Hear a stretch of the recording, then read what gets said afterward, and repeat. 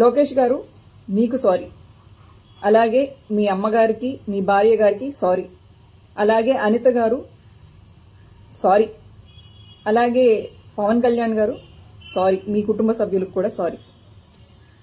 నా కుటుంబాన్ని దృష్టిలో పెట్టుకుని, అలాగే నాకు భవిష్యత్ ఏమీ లేదనుకోండి, నేనేం పెళ్లి పెటాకులు ఇవన్నీ అని అనుకోవట్లేదు.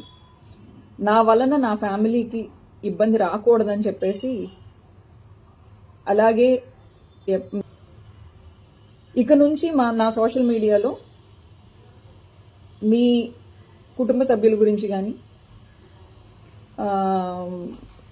ఆ విధంగా ఏ విధమైన తప్పుడుగా రాదు అని చెప్పేసి నేను మీకు హామీ ఇస్తున్నాను. ఈ యుద్ధాన్ని కార్యకర్తలకి మీకు కాకుండా లీడర్స్కి మధ్యలో జరగాలని నేను ఒక సలహా ఇస్తూ, కార్యకర్తల్ని ప్లీజ్ దయచేసి వదిలిపెట్టండి. నేను విజ్ఞప్తి చేస్తూ విన్నవించుకుంటూ బెండ్ అయ్యి అడుగుతున్నాను, మా కార్యకర్తల్ని వదిలిపెట్టండి అని చెప్పి, ఇంక్లూడింగ్ మీ, నన్ను కూడా క్షమించండి. Thank you.